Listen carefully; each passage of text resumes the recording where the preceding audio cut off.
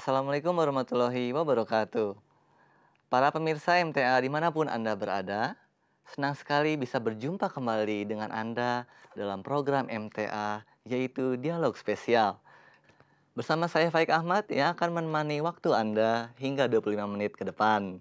Ya, pada momen kesempatan kali ini, kita akan berbincang-bincang dengan seorang tokoh yang cukup populer di kalangannya.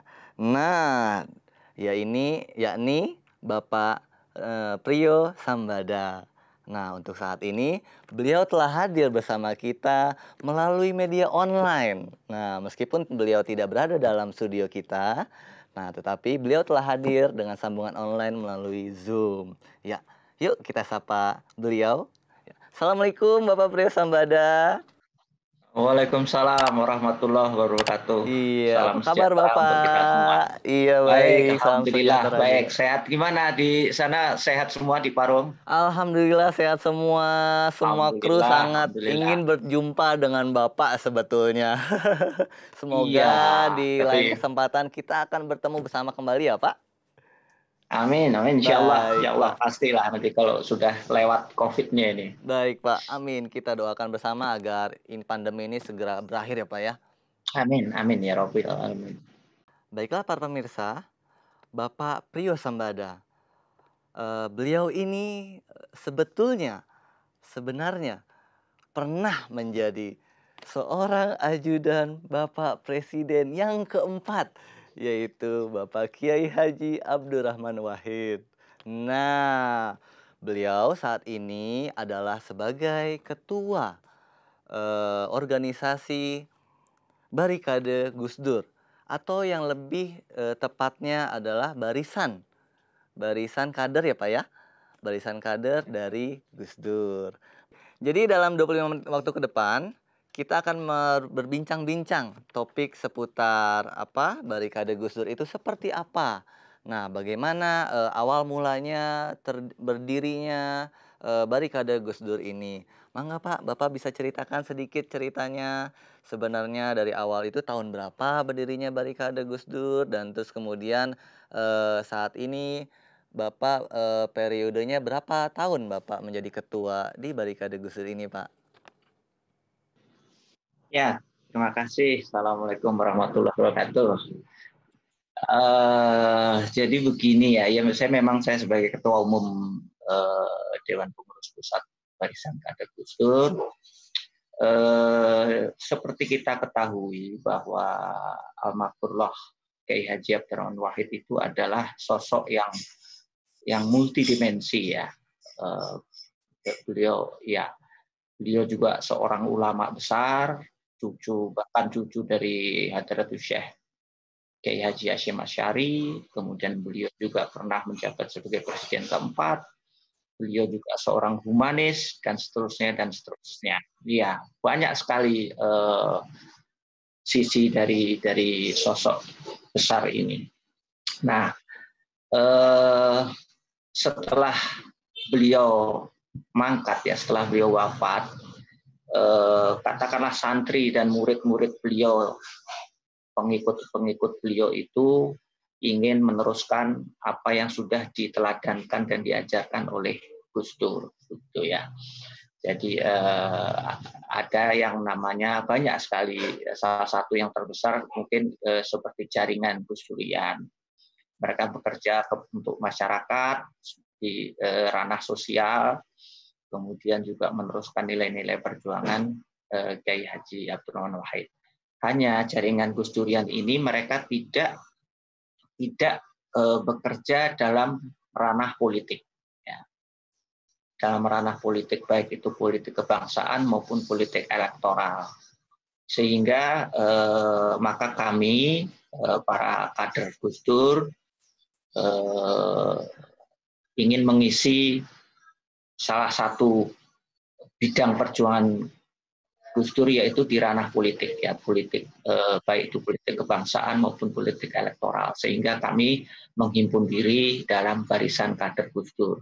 Karena salah satu perjuangan dalam memajukan bangsa ini adalah juga terpilihnya pemimpin-pemimpin daerah maupun nasional yang memang memiliki watak dan kualitas yang baik. Di situ kami mengisi katakanlah kekosongan dalam meneruskan perjuangan Gus Dur, sehingga kami lebih kepada barisan kader Gus Dur lebih pada melanjutkan perjuangan Gus Dur di ranah politik kebangsaan dan politik elektoral. Kira-kira seperti itu. Iya. Nah, untuk sampai saat ini, Pak, tugas-tugas dan apa saja yang dijalankan, Pak? Misi apa yang sebenarnya sedang diemban oleh Barikade Gus Dur ini, Pak? Karena kan pada saat ini mengenai ranah politik gitu ya, Pak ya. Sedangkan kalau dari Gus Duriannya adalah lebih ke arah ke Sosial kemasyarakatan. iya betul, hubungan masyarakatnya ya, Pak ya. Begitu, kelembagaannya ya, Pak ya. Nah jadi kalau untuk Barikade Gus Dur ini sebenarnya tugasnya itu seperti apa, Pak? Dan fungsinya ini untuk di kemasyarakatan itu lebih ke arah mana, Pak? Itu tadi, pertama kami akan ikut berupaya mendorong terpilihnya pemimpin-pemimpin nasional maupun pemimpin daerah yang satu karimah lah gitulah, yang amanah. Yang kedua juga kami senantiasa melakukan pengawasan, memonitor dan mengawasi kebijakan-kebijakan pemerintah, baik itu pemerintah pusat maupun pemerintah daerah. Jika ada kebijakan yang baik tentu kita dukung, jika ada yang kami anggap kurang sesuai dengan konstitusi tentu kita akan ingatkan, begitu. Utamanya dalam hal kerukunan bangsa ini, kemudian utamanya hal dalam keadilan sosial, termasuk dalam kebebasan warga negara dalam memeluk keyakinan dan agamanya, dan juga kewajiban pemerintah dalam melindungi setiap warga negaranya untuk melakukan ibadahnya sesuai dengan keyakinan dan agamanya masing-masing. Itu yang sangat kami menjadi salah satu concern kami yang utama. Oke, ya seperti yang kita ketahui ya, Pak ya, bahwasanya seorang Kiai Haji Abdurrahman Wahid ini atau sosok yang sangat dikenal dengan Gus Dur ini adalah sosok yang penuh dengan rasa toleransi ya, Pak ya. Bahkan beliau ketika menjabat jadi presiden pun beliau menerapkan sampai batas-batas toleransi ke antar agama ya, Pak ya. Nah, saya ingin tanggapan Bapak. Sebenarnya bagaimana tanggapan Barikade Gus Dur ini, Pak, terhadap sikap toleransi yang telah dicurahkan oleh Bapak Gus Dur tersebut? Begitu barangkali, Pak. Ya, jadi seperti yang sudah diteladankan oleh Gus Dur ya, bahwa semua warga negara ini memiliki hak dan kewajiban yang sama. Termasuk hak dalam memeluk keyakinannya atau agamanya masing-masing. Itu yang menjadi salah satu, seperti saya katakan tadi, salah satu ranah perjuangan kami. Seperti kita ketahui, ketika Gus Dur menjabat sebagai presiden, beliau mencabut kepres yang melarang tentang budaya dan agama Konghucu. Sehingga setelah itu, sebelumnya seperti mungkin kalau teman-teman anak yang muda-muda, sebelumnya itu Konghucu itu dilarang. Dulu tidak ada namanya Imlek atau Barongsai, tidak ada. Jadi begitu pula juga dengan agama-agama lainnya.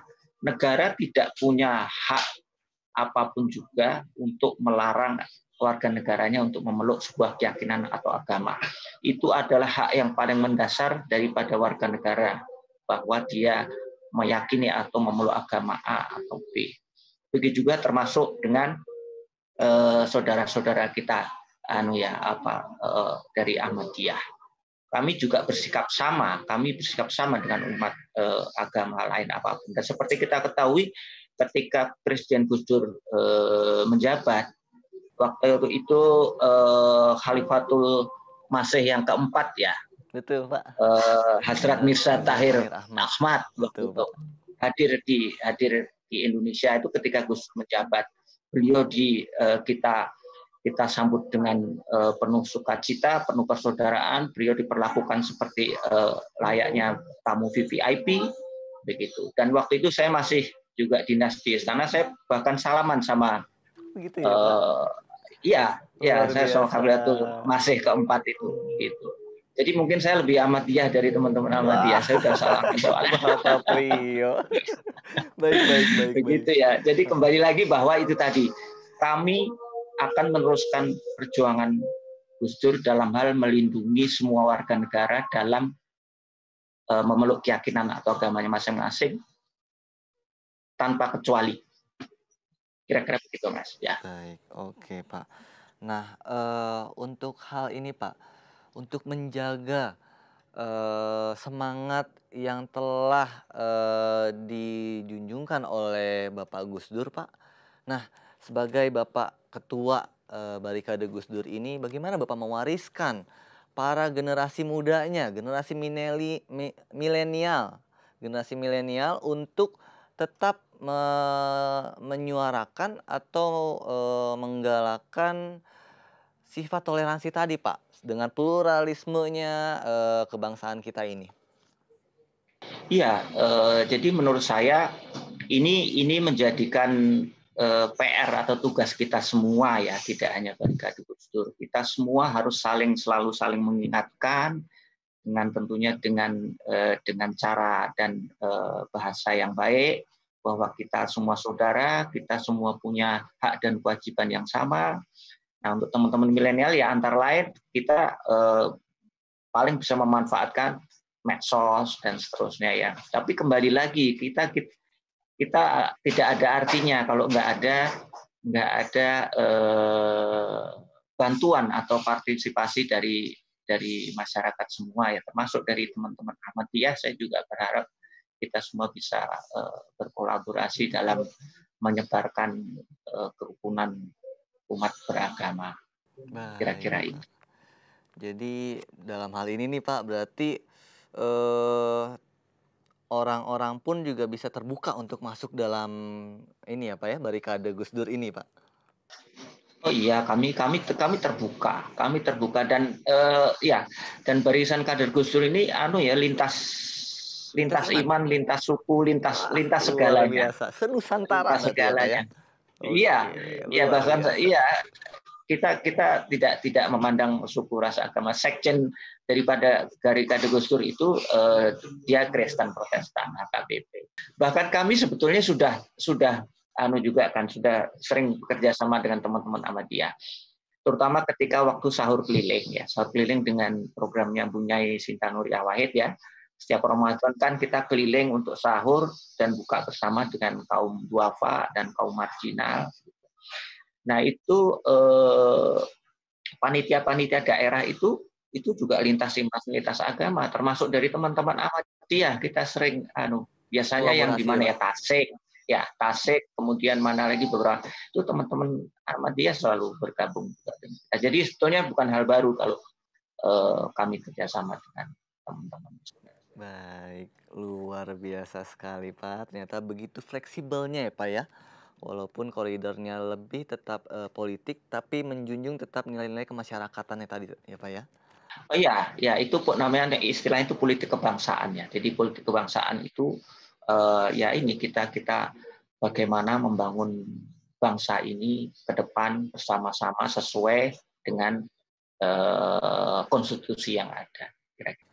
Betul, Pak. Saya setuju sekali, Pak, dengan nilai kemaslahatan bangsa. Ini tuh harus kita junjung ini adab-adab sosial-sosial tadi ini ya, Pak ya. Luar biasa. Iya, Mari kita dan tegakkan bersama. harus kita ingat bahwa negeri ini itu dibangun oleh kita semua bersama. Baik itu Islam, Kristen, Hindu, Buddha, Jawa, Cina, Batak, Sunda, dan seterusnya, kita bangun bersama. Jadi negeri ini milik kita bersama. Semua kelompok itu punya andil besar dalam berdirinya Republik ini. Seperti contohnya seperti teman-teman di Ahmadiyah. Kita tahu bahwa lagu kebangsaan nasional Indonesia Raya itu yang diciptakan oleh W.R. Supratman. Beliau itu seorang Ahmadiyah. Itu yang belum banyak orang tahu menurut saya ya. Jadi negeri ini bukan milik sekelompok orang saja. Kita ini milik bersama. Ya. Saya terharu sekali Bapak. Bapak telah menyampaikan hal ini luar biasa, Pak. Ya. Ya. Nah, baik, Pak. Jadi pertanyaan selanjutnya nih, Pak. Apa harapan Bapak setelah terjadinya kerukunan ataupun telah terjadi kesepahaman antara umat beragama tadi, Pak? Ya, tentunya ketika sudah terjadi sebuah kesepahaman, saling memahami, kemudian kita bisa hidup rukun, ya insya Allah negeri ini akan bisa jauh lebih eh, berjalan dengan lebih smooth gitu ya, karena kita bisa rukun, kemudian tidak ada lagi riak-riak dalam perjalanan bangsa ini. Tapi sebelumnya untuk bisa pada titik saling memahami atau bisa rukun itu kan tentu kita harus saling mengenal dulu ya. Kita harus saling mengenal. Biasanya itu yang kami amati. Ketika ada gesekan itu biasanya sebetulnya muaranya pada ketidakfahaman atau tidak mengetahui akan objek yang dia tentang. Contohnya seperti teman-teman saudara-saudara Ahmadiyah ini banyak sekali disalah mengertikan oleh orang awam ya sebelumnya begitu. Jadi mungkin juga ke depan saya berharap kita bisa saling lebih saling mengenal, saling bergaul, kemudian teman-teman Ahmadiyah juga bisa lebih membuka diri, ya kan, sebenarnya sehingga masyarakat bisa lebih mengenal siapa, seperti apa Ahmadiyah. Seperti mungkin dari 12 ajaran pokok Ahmadiyah itu bisa lebih disosialisasikan lagi ke masyarakat, sehingga masyarakat, oh ternyata Ahmadiyah itu seperti ini, tidak seperti yang saya kira sebelumnya. Pertanyaan lainnya nih Pak, kita lanjut lagi ya Pak. Oke, ya. Nah, mengenai barikade Gus Dur ini Pak, nah rencana apa yang akan dijalankan Pak selama beberapa tahun ke depan dalam Ya, ranah tentunya politik? ya rencananya tentu kita akan terus bekerja dan berjuang seperti apa yang kita lakukan selama ini. Kemudian jaringan ya tentunya kita berharap jaringan akan terus semakin lebar, semakin luas, pengurus di daerah semakin banyak. Gitu ya. Kemudian yang kedua, kami sedang mempersiapkan membentuk Satgas Barikade Gus Dur, Satuan Tugas Barikade Gus Dur. Itu nanti Satgas itu nanti yang akan berjuang di lapangan lah kira-kira begitu ya. Kita akan menemani kelompok-kelompok yang terzolimi lah kata-kata begitu ya.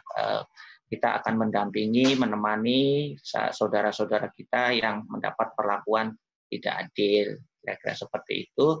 Utamanya di bidang ini tadi kebebasan dalam berkeyakinan dan beragama.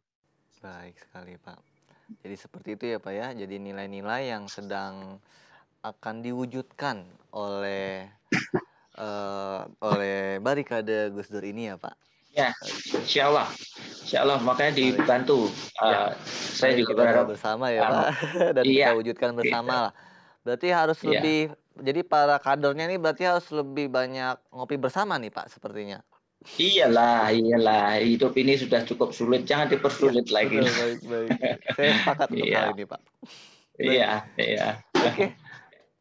Baik, satu pertanyaan terakhir Pak. Nah, apa pesan Bapak terhadap masyarakat Indonesia untuk mewujudkan kerukunan dan juga sikap toleran atas umat beragama di Indonesia? Ya, pesan saya hanya ya ingatlah bahwa agama dan keyakinan itu hak paling mendasar dari seorang warga negara. Tidak ada satupun orang di dunia ini atau bahkan negara itu bisa mencampuri atau mengatur keyakinan agama orang. Jadi kalau kita berbeda ya sudah memang dunia ini isinya macam-macam. Kalau memang kita berbeda ya kita hormati yang berbeda. Yang penting kita selalu rukun, damai, ngopi-ngopi, ngobrol, kan enak kalau hidup seperti itu. Barangkali sekiranya ini saja ya Pak, perbincangan kita pada kesempatan kali ini.